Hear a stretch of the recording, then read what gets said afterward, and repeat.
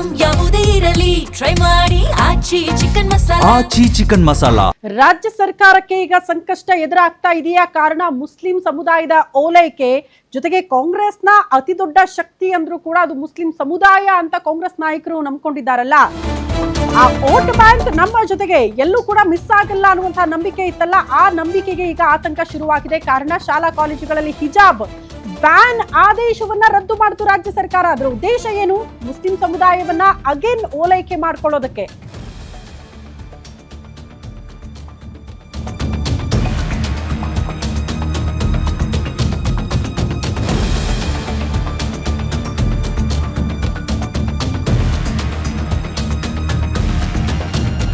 ಶಾಲಾ ಕಾಲೇಜುಗಳಲ್ಲಿ ಹಿಜಾಬ್ ನಿಷೇಧ ರದ್ದು ಮಾಡಿದ್ ಯಾಕೆ?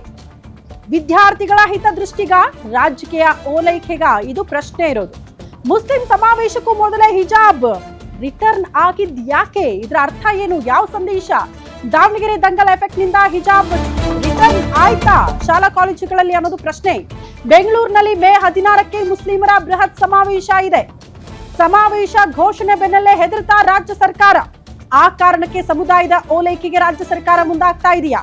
ನಿನ್ನೆ ಸುದ್ದಿಗೋಷ್ಠಿ ನಡೆಸಿ ಅಸಮಾಧಾನವನ್ನ ಮುಸ್ಲಿಂ ಸಮುದಾಯದವರು ಹೊರ ಹಾಕಿದ್ರು.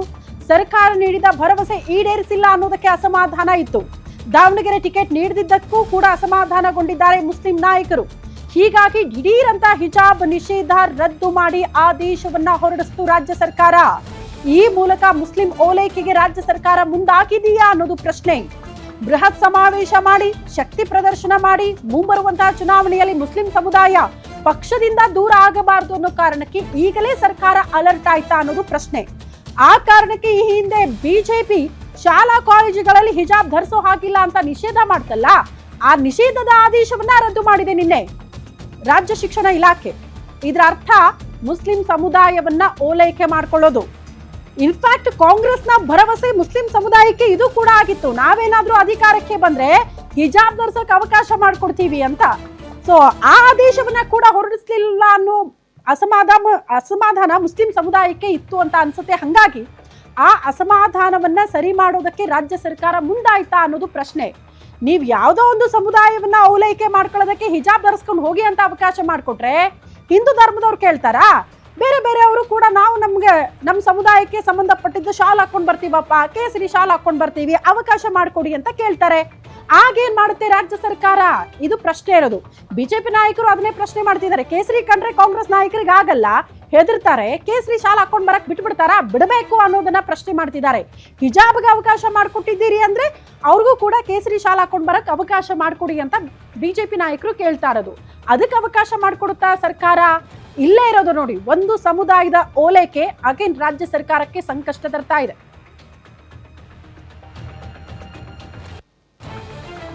ಈ ಬಗ್ಗೆ ಮತ್ತಷ್ಟು ಡೀಟೇಲ್ಸ್ ಅನ್ನ ಕೊಡ್ತಾ ಹೋಗ್ತಾರೆ political bureau head Maruti Pavagada ನೇರ ಸಂಪರ್ಕದಲ್ಲಿ ಜಾಯಿನ್ ಆಗ್ತಿದ್ದಾರೆ. ಮಾರುತಿ, ಮುಸ್ಲಿಂ ಸಮುದಾಯ ಎಲ್ಲಿ ಪಕ್ಷದಿಂದ ದೂರ ಆಗ್ಬಿಡುತ್ತೋ ಅನ್ನುವಂತಹ ಆತಂಕ ಫೇಸ್ ಮಾಡ್ತಾ ಇದ್ರು ಕಾಂಗ್ರೆಸ್ ನಾಯಕರು. ಕಾರಣ ಅದು ದಾವಣಗೆರೆ ದಕ್ಷಿಣ ಉಪಚುನಾವಣೆಯಲ್ಲೇ ಗೊತ್ತಾಗಿರುವಂತಹ ವಿಚಾರ. ಅದಾದ ಬಳಿಕ ಸುದ್ದಿಗೋಷ್ಠಿಯಲ್ಲಿ ಅಸಮಾಧಾನ, ಇದಾದ ಬಳಿಕ ರಾಜ್ಯ ಸರ್ಕಾರ ಅಲರ್ಟ್ ಆಗುತ್ತೆ. ಸಮುದಾಯವನ್ನ ಓಲೈಕೆ ಮಾಡಬೇಕು ಅನ್ನೋ ಕಾರಣಕ್ಕಾಗಿ ಹಿಜಾಬ್ ಧರಿಸ್ಕೊಂಡು ಹೋಗುವಂತ ಅವಕಾಶವನ್ನ ಮಾಡ್ಕೊಡುತ್ತೆ. ಬಟ್ ಹಿಂಗೆ ಈಗ ಕೇಸರಿ ಶಾಲ್ ಹಾಕೊಂಡು ಹೋಗ್ಬಿಟ್ರೆ ಕೆಲವರು ಅದಕ್ಕೆ ಅವಕಾಶ ಮಾಡ್ಕೊಡ್ತಾರೆ. ಮತ್ತೆ ಆಗೇನ್ ಗೊಂದಲಗಳಲ್ವಾ? ಜೊತೆ ದಾವಣಗೆರೆ ದಕ್ಷಿಣ ವಿಧಾನಸಭಾ ಕ್ಷೇತ್ರದ ಬೈ ಎಲೆಕ್ಷನ್ ಕಾಂಗ್ರೆಸ್ಗೆ ಹಲವು ಪಾಠಗಳನ್ನ ಕಲಿಸಿದೆ. ಜೊತೆಗೆ ಮುಸ್ಲಿಂ ಸಮುದಾಯ ರಾಜಕೀಯವಾಗಿ ಒಂದಷ್ಟು ಚರ್ಚೆಯನ್ನ ಮಾಡೋದಕ್ಕೂ ಕೂಡ ಆ ಚುನಾವಣೆ ಕಾರಣ ಆಗಿತ್ತು. ಬಹುದೊಡ್ಡ ಸಮುದಾಯ ಆಗಿರೋದನ್ನ ನಮಗೆ ಟಿಕೆಟ್ ಬೇಕು ಅನ್ನುವಂತ ಒಂದು ಬೇಡಿಕೆಯನ್ನ ಮುಸ್ಲಿಂ ಸಮುದಾಯ ಇಟ್ಟಿದ್ದು ನಿಜ. ಅದರಲ್ಲೂ ಆ ಸಮುದಾಯದ ಹಿಂದೆ ಜಮೀರ್ ಅಹಮದ್ ಖಾನ್ ಸೇರಿದಂತೆ ಹಲವು ಕಾಂಗ್ರೆಸ್ ಲೀಡರ್ಗಳು ಕೂಡ ಇದ್ರು. ಅದೇ ರೀತಿ ಸಮುದಾಯದಲ್ಲಿ ಬೇರೆ ಪಕ್ಷದವರು ಕೂಡ ಅವ್ರಿಗೆ ಬಹಿರಂಗವಾಗಿ ಹೇಳಿಕೆಯನ್ನ ಕೊಡದೇ ಇದ್ರು ಕೂಡ ಒಳಗೊಳಗೆ ಆ ಸಮುದಾಯಕ್ಕೆ ಯಾವ ರೀತಿಯಾಗಿ ಸಪೋರ್ಟ್ ಮಾಡ್ಬೇಕಾಗಿತ್ತು ಸಂಘಟನೆಗಳಾಗಿರ್ಬೋದು ಎಲ್ಲರೂ ಕೂಡ ಮಾಡಿದ್ದಾರೆ. ಆದ್ರೆ ಯಾರು ರಾಜ್ಯ ಕಾಂಗ್ರೆಸ್ ನಾಯಕರು ಲೆಕ್ಕಾಚಾರ ಆಗದೆ ಇರುವಂತ ಒಂದು ರೀತಿಯಲ್ಲಿ ಫಲಿತಾಂಶ ಬಂದಿದ್ದು. ಸಹಜವಾಗಿ ಶಾಮನೂರು ಶಿವಶಂಕರಪ್ಪ ಇದ್ದಾಗ ಬಹುದೊಡ್ಡ ಅಂತರದಿಂದ ಗೆಲ್ತಾ ಇದ್ದಂತಹ ಕಾಂಗ್ರೆಸ್ ಶಾಮನೂರು ಸಮರ್ಥ ಕೇವಲ 5,000 ಮತಗಳ ಅಂತರದಿಂದ ಗೆದ್ದಿದ್ದು ಕಾರಣ ಏನಂತ ಹೇಳಿದ್ರೆ ಮುಸ್ಲಿಂ ಸಮುದಾಯದ ಮತಗಳು ವಿಭಜನೆ ಆದವು. ಇದಕ್ಕೆ ನೇರ ಕಾರಣ ಅಲ್ಲಿ SDPI ಅಭ್ಯರ್ಥಿ ಎಲ್ಲೂ ರಾಜ್ಯದಲ್ಲಿ ಯಾವುದೇ ಮೂಲೆಯಲ್ಲಿ ಯಾವುದೇ ಕ್ಷೇತ್ರದಲ್ಲಿ ತೆಗೆದುಕೊಳ್ಳದೆ ಇರುವಷ್ಟು ಮತಗಳನ್ನ ಈ ಬಾರಿ ಬೈ ಎಲೆಕ್ಷನ್ ಅಲ್ಲಿ ತೆಗೆದುಕೊಂಡ್ರು. ಸುಮಾರು 20,000 ಮತಗಳನ್ನ ತೆಗೆದುಕೊಂಡಿದ್ದರ ಫಲವಾಗಿ ಕಾಂಗ್ರೆಸ್ ಲೀಡ್ ಏನಿತ್ತು ಅಷ್ಟು ಮತಗಳು ಈ ಬಾರಿ SDPI ಅಭ್ಯರ್ಥಿಗೆ ಹೋಗಿದೆ. ಇದು ಕೇವಲ ದಾವಣಗೆರೆ ದಕ್ಷಿಣಕ್ಕಷ್ಟೇ ಸೀಮಿತ ಆಗೋದಿಲ್ಲ.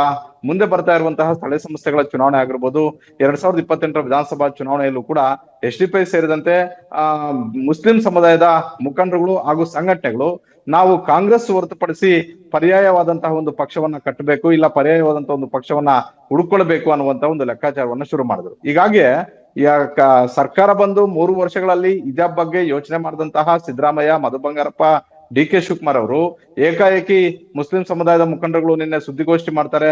ದಾವಣಗೆರೆ ದಕ್ಷಿಣದಲ್ಲಿ ಆದಂತಹ ಒಂದು ವಿಚಾರಗಳ ಬಗ್ಗೆ ಮಾತನಾಡ್ತಾರೆ.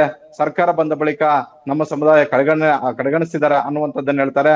ಪ್ರಣಾಳಿಕೆಯಲ್ಲಿ ಹೇಳಿದಂತಹ ವಿಚಾರಗಳನ್ನ ಜಾರಿ ಮಾಡಲಿಲ್ಲ ಅನ್ನುವಂತ ಒಂದು ಆಕ್ಷೇಪ ಮತ್ತೆ ಅಸಮಾಧಾನವನ್ನು ವ್ಯಕ್ತಪಡಿಸ್ತಾರೆ. ಅದಾದ ಕೆಲವೇ ಗಂಟೆಗಳಲ್ಲಿ 3-4 ಗಂಟೆಗಳಲ್ಲಿ ರಾಜ್ಯ ಸರ್ಕಾರದ ಶಿಕ್ಷಣ ಇಲಾಖೆಯಿಂದ ಮಹತ್ವದ ಪ್ರಕಟಣೆ ಆಗುತ್ತೆ. ಹಿಜಾಬ್ ಅನ್ನ ಮತ್ತೆ ಜಾರಿ ಮಾಡ್ತೀವಿ ಅಂತ. ಬಿಜೆಪಿ ಸರ್ಕಾರ ಹಠಕ್ಕೆ ಬಿದ್ದು ಹಿಜಾಬ್ ಅನ್ನ ರದ್ದು ಮಾಡಿದ್ದು ನಿಜ. ಅವತ್ತು ಅವರು ಮಾಡಿದ್ದು ರಾಜಕಾರಣ, ಇವತ್ತು ಇವರು ಕೂಡ ಮಾಡ್ತಿರೋದು ರಾಜಕಾರಣ. ಕೇಸರಿ ಹಾಕೊಂಡ್ ಬರ್ತಾರೆ, ಬೇರೆ ಏನೋ ಹಾಕೊಂಡ್ ಬರ್ತಾರೆ ಅಂತ ಹೇಳಿದ್ರೆ ಶಾಲೆಗಳಲ್ಲಿ ಏನ್ ಸಿಕ್ಕಿದ್ರೆ ಅದು ಹಾಕೊಂಡ್ ಬರೋದಕ್ಕೆ ಅವಕಾಶಗಳಿಲ್ಲ. ಆದ್ರೆ ಹಿಜಾಬ್ ಯಾಕೆ ಅಂತ ಹೇಳಿದ್ರೆ ಅವರು ಮೊದಲಿಂದಲೂ ಕೂಡ ಹಾಕೊಂಡ್ ಬರ್ತಾ ಇದ್ರು ಅನ್ನುವಂತ ಒಂದು ವಾದ ಇದೆ. ಮತ್ತೊಂದು ವಾದ, ಯಾವುದೋ ಒಂದು ಸಮುದಾಯ ಏನೋ ಮಾಡುತ್ತೆ ಅಂತ ಹೇಳ್ಬಿಟ್ಟು ಅದನ್ನ ನಾವು ಕೂಡ ಹೀಗೆ ಬರ್ತೀವಿ ಅನ್ನೋದು ಕೂಡ ಸರಿಯಾದಂತ ಒಂದು ವಾದ ಅಲ್ಲ. ಯಾರಪ್ಪನ ಆಸ್ತಿ ಅದು? ಸಿದ್ದರಾಮಯ್ಯ ಅವರ ಅಪ್ಪನ ಆಸ್ತಿ ಅಲ್ಲ, DK ಶಿವಕುಮಾರ್ ಅವರ ಅಪ್ಪನ ಆಸ್ತಿನೂ ಅಲ್ಲ, ಯಡಿಯೂರಪ್ಪನೋ ವಿಜೇಂದ್ರ ಅವರ ಅಪ್ಪನ ಆಸ್ತಿನೂ ಅಲ್ಲ. ಸಾರ್ವಜನಿಕವಾಗಿ ಯಾವ ರೀತಿಯಾಗಿ ಆಗ್ಬೇಕು, ಅದು ಬಿಜೆಪಿ ಅವರು ಯಾರ ಅಪ್ಪನ ಆಸ್ತಿನೂ ಅಲ್ಲ, ಕಾಂಗ್ರೆಸ್ ಅವರು ಯಾರ ಅಪ್ಪನ ಆಸ್ತಿನೂ ಅಲ್ಲ. ಸಾರ್ವಜನಿಕ ವಿಚಾರಗಳು ಬಂದಾಗ ಮಾಧ್ಯಮಗಳಾಗಿರ್ಬೋದು, ಯಾರಾಗಿರ್ಬೋದು, ಅದು ಖಂಡ ತುಂಡವಾಗಿ ಖಂಡಿಸ್ಬೇಕು. ಕುಮಾರಸ್ವಾಮಿ ಅವರಾಗಿರ್ಬೋದು, ಯಾರೇ ಆಗಿರ್ಬೋದು. ನಿಮ್ಮ ಮನೆ ಮಕ್ಕಳಂತೂ ಬೀದಿಯಲ್ಲಿ ನಿಂತು ಯಾರು ಕೂಡ ಪ್ರತಿಭಟನೆಗಳು ಮಾಡೋದಿಲ್ಲ. ಯಾರೋ ಸಾಮಾನ್ಯ ಹಿಂದೂ ಮಗ ಪ್ರತಿಭಟನೆಗಳು ಮಾಡಬೇಕು, ಸಾಮಾನ್ಯ ಮುಸ್ಲಿಮರ ಮಗ, ಕ್ರೈಸ್ತರ ಮಗ ಪ್ರತಿಭಟನೆ ಮಾಡಬೇಕು. ಇವ್ರು ಘಂಟಾಘೋಷವಾಗಿ ಇವ್ರು ರಾಜಕೀಯ ಬೆಳೆ ಬೇಯಿಸ್ಕೊಳ್ಳೋದಕ್ಕೆ ಏನ್ ಬೇಕಿದ್ರು ಕೂಡ ಮಾಡ್ತಾರೆ. ಅವತ್ತು ಬಿಜೆಪಿ ಸರ್ಕಾರ ಮಾಡಿದ್ದು ನಾಲಾಯಕ್ ಕೆಲಸ. ಇವತ್ತು ಚರ್ಚೆಯಲ್ಲಿ ಇಲ್ಲದೆ ಇರುವಂತಹ ಒಂದು ವಿಚಾರವನ್ನ ಮತ್ತೆ ಮುನ್ನೆಲೆಗೆ ತಂದಿರುವಂತದ್ದು ಸಿದ್ದರಾಮಯ್ಯ, DK ಶಿವಕುಮಾರ್ ಮತ್ತೆ ಮಧು ಬಂಗಾರಪ್ಪ ಅವ್ರು ಮಾಡ್ತಾ ಇರೋದು ಕೂಡ ನಾಲಾಯಕ್ ಕೆಲಸಗಳು. ಈ ನಾಲಾಯಕ್ ಕೆಲಸಗಳಿಂದ ರಾಜ್ಯದಲ್ಲಿ ಏನು ಸೌಹಾರ್ದಯುತವಾಗಿತ್ತು ಆ ಸೌಹಾರ್ದವನ್ನ ಕೆಡಿಸುವಂತ ಒಂದು ಕೆಲಸಗಳಾಗ್ತಿದ್ವು. ಆದ್ರೆ ಇದೆಲ್ಲವನ್ನು ಹೊರತುಪಡಿಸಿ ಈಗ ನೋಡೋದಾದ್ರೆ ಸಹಜ, ಕಾಂಗ್ರೆಸ್ಗೆ ಮುಸ್ಲಿಂ ಸಮುದಾಯವನ್ನು ಹೊರತುಪಡಿಸಿ ಬೇರೆ ಯಾವ ಸಮುದಾಯದಿಂದ ಇಷ್ಟು ಗಟ್ಟಿ ಮಟ್ಟದ ಓಟ್ ಇಲ್ಲ. ಹೀಗಾಗಿ ಆ ಸಮುದಾಯವನ್ನ ಹಿಡಿದಿಟ್ಕೊಳ್ಬೇಕು ಅನ್ನುವಂತ ಒಂದು ಲೆಕ್ಕಾಚಾರ ದಾವಣಗೆರೆ ದಕ್ಷಿಣ ವಿಧಾನಸಭಾ ಕ್ಷೇತ್ರದ ಫಲಿತಾಂಶದ ಬಳಿಕ ಆಗ್ತಾ ಇರುವಂತದ್ದು ನಿಜ. ಹೀಗಾಗಿ ಇಷ್ಟು ದಿನ ಇಲ್ಲದೆ ಇರುವಂತ ಒಂದು ಚರ್ಚೆನ ಯಾವಾಗ ಮುಸ್ಲಿಂ ಸಂಘಟನೆಗಳು 16ನೇ ತಾರೀಕು ಸಮಾವೇಶವನ್ನ ಮಾಡ್ಬೇಕು, ಶಕ್ತಿ ಪ್ರದರ್ಶನ ಮಾಡ್ಬೇಕು, ಕಾಂಗ್ರೆಸ್ಗೆ ಹೊರತುಪಡಿಸಿ ಪರ್ಯಾಯವಾದಂತಹ ಒಂದು ಶಕ್ತಿಯನ್ನ ಹುಟ್ಟಾಕ್ಬೇಕು ಅನ್ನುವಂತ ಒಂದು ಚರ್ಚೆ ಇರುವಂತ ಒಂದು ಸಂದರ್ಭದಲ್ಲೇ ಈ ರೀತಿಯಾದಂತಹ ಒಂದು ನಿರ್ಧಾರವನ್ನು ಮಾಡೋದು ನಿಜ. ಆ ಸಮುದಾಯವನ್ನ ಓಲೈಕೆ ಮಾಡೋದಕ್ಕೆ ಸಿದ್ದರಾಮಯ್ಯ, DK ಶಿವಕುಮಾರ್ ಮತ್ತೆ ಮಧು ಬಂಗಾರಪ್ಪ ಅವರು ಮಾಡಿದ್ದಾರೆ ಅನ್ನೋದ್ರಲ್ಲಿ ಯಾವುದೇ ಅನುಮಾನವೂ ಕೂಡ ಇಲ್ಲ. ಹಾಗಂತೇಳಿ ಬಿಜೆಪಿ ಸರ್ಕಾರ ಅವರು ಇದ್ದಾಗ ಏನೋ ಕಡ್ದು ಕಟ್ಟಾಕಿದ್ರು ಅಂತ ನಾನು ಹೇಳೋದಿಲ್ಲ. ಅವರೂ ಮಾಡಿದ್ದು ಸಂಪೂರ್ಣವಾಗಿ ರಾಜಕೀಯ. ಅವತ್ತು ಅವರು ಕೂಡ ತಮ್ಮ ರಾಜಕೀಯ ಬೆಳೆ ಬಯಸ್ಕೊಳ್ಳೋದಕ್ಕೆ ಮಾಡಿದ್ದು, ಇವತ್ತು ಇವ್ರು ಮಾಡ್ತಿರೋದು ಕೂಡ ತಮ್ಮ ರಾಜಕೀಯವನ್ನ ಬೆಳೆ ಬಯಸ್ಕೊಳ್ಳೋದಕ್ಕೆ ಶ್ರುತಿ. ಓಕೆ ಮಾರುತಿ, ಧನ್ಯವಾದಗಳು ತಮ್ಮೆಲ್ಲ ಮಾಹಿತಿಗೆ.